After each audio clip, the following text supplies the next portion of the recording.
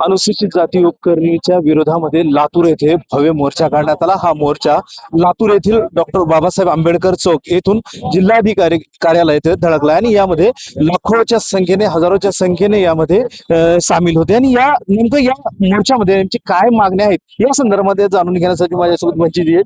म्हणजे काय सांगाल, कशा पद्धतीचं हा आंदोलन होतं आणि काय तुमचे प्रमुख मागण्या आहेत? आजचं आंदोलन महाराष्ट्र शासनाच्या विरोधामध्ये महाराष्ट्र शासनाने अनुसूचित जातीमध्ये जे अबकडं उपवर्गीकरण करण्याचं जे धोरण राबवलेलं आहे त्याच्या विरोधामध्ये आहे। मुळात 59 जातीचा विकास करण्यासाठी महाराष्ट्र शासन या ठिकाणी अपयशी ठरलेलं आहे आणि हे अपयश लपवण्यासाठी हे सगळ्या गोष्टी चाललेल्या आहेत। या 59 जातीसाठी वेगवेगळ्या योजना आणल्या पाहिजे, त्यांच्यासाठी जास्तीत जास्त विकास केला पाहिजे, त्यांच्यासाठी पैशाची तरतूद केली पाहिजे। ते न होता आज जर पाहायला गेलं तर अनुसूचित जातीचा बॅकलॉग भरलेला नाही।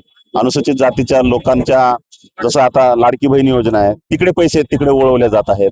तर हे सगळं म्हणजे चांगलं जनकल्याण करायचं सोडून पैसे वाटेत सरकार जात आहे आणि म्हणून मला असं वाटतं की 59 जातीचं उपवर्गीकरण जर झाल्यानंतर ह्या समस्या मिटणार नाहीत। सरकारनं अतिशय जबाबदारीने यांच्या विकासासाठी यांच्या उत्थानासाठी प्रयत्न केले पाहिजेत। म्हणून हे तात्काळ आरक्षण रद्द झालं पाहिजे, उपवर्गीकरण रद्द झालं पाहिजे। न्यायमूर्ती बदर अहवाल आम्हाला मान्यच नाही, कारण तो जनतेसमोर उघडाच नाही, त्यामुळे त्याच्याबद्दल काय प्रतिक्रिया द्यायच्या, त्याबद्दल हरकती काय घ्यायच्या हा सगळ्यात महत्वाचा प्रश्न आहे। आणि ते अजूनही एवढा लोकांचा विरोध असताना सुद्धा माननीय मुख्यमंत्री तो अहवाल उघडा करायला तयार नाही आणि म्हणून मुख्यमंत्री साहेबांचीच भूमिका संशयास्पद वाटते असं आम्हाला या ठिकाणी प्रमुख वाटतं।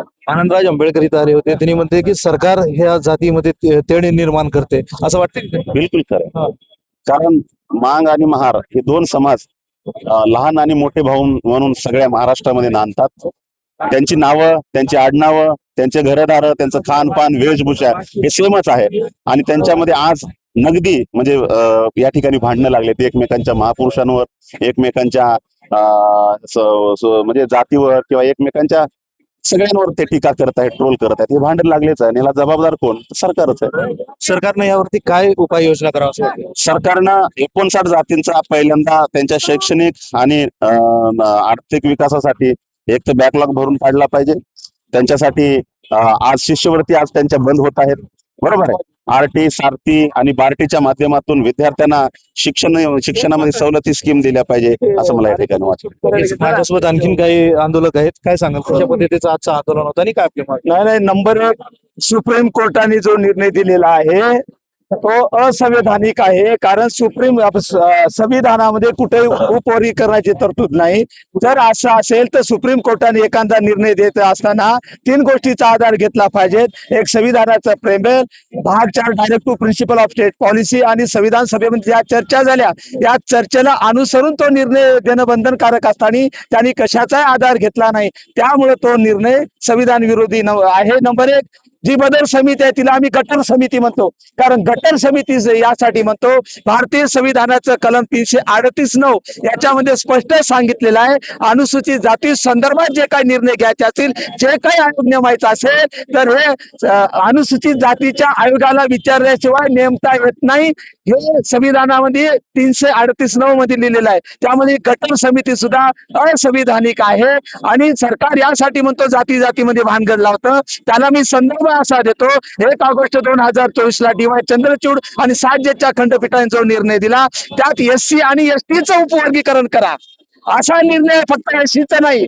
हा जातीवादी सरकार अनुसूचित जातीमध्ये भानगड लावण्यासाठी सुप्रीम कोर्टाच्या जजमेंटला तिरंजनी देऊन फक्त SCचं वर्गीकरण करतो, हा खरा जातीवाद आहे। हे आपण सर्वांनी लक्षात घेतले पाहिजे आणि अशा जातीवादी सरकारचा सुद्धा निषेध करतो आणि आम्ही या सुप्रीम कोर्टाच्या निर्णयाचाही निषेध करतो आणि तो अधिकार आम्हाला भारतीय संविधानाचा आर्टिकल 1901 नुसार दिलेला आहे। म्हणून आम्ही सर्व संविधानवादी, आंबेडकरवादी जोपर्यंत आमचा श्वास आहे तोपर्यंत आम्ही यासाठी रस्त्यावर लढू आणि सरकारला सामोरे करून सोडून तर 100% उपवरीकरणाचा निर्णय रद्द करण्यास भाग पडू एवढं मी भीम टायगर सेनेचा राष्ट्रीय अध्यक्ष दादासाहेब शेळके सांगतो. मला सांगा, हे जे आज तुम्ही आंदोलन काढले, एवढं मोठ्या संख्येनं तुम्ही इथं आले होते, आज हा शांततेचं आंदोलन निघालं, येणाऱ्या काळामध्ये शासन या तुमच्या मागण्याकडे लक्ष नाही दिलं तर काय भूमिका असेल? याला उघड स्वरूप मिळेल. आणि शासन जो भांडण लावतंय, शासन हे जातीवाद मिळते, शासन हे भावाभावामध्ये भांडण लावतंय आणि म्हणून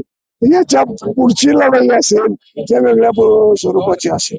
कशा पद्धतीची? नाही नाही, रक्तपाताची लढाई होईल याच्यामध्ये.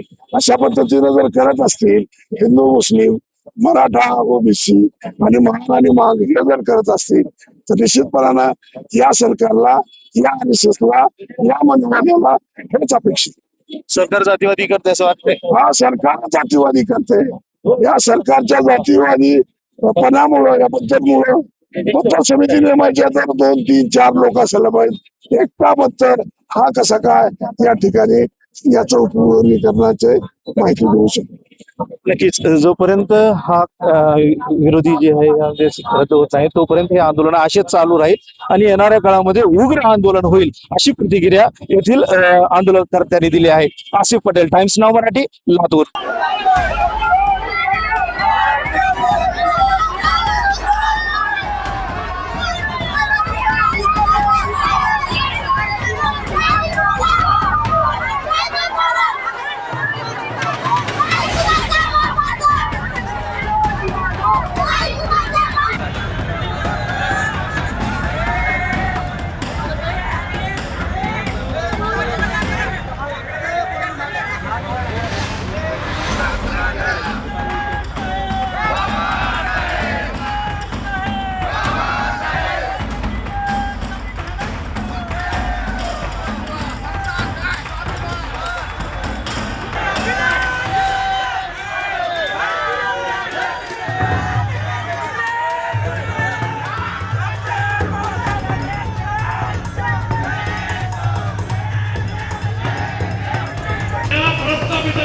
या भांडवलदारांना या धनिकांना सत्ता ठेवलेला आहे ते अन्नभाऊ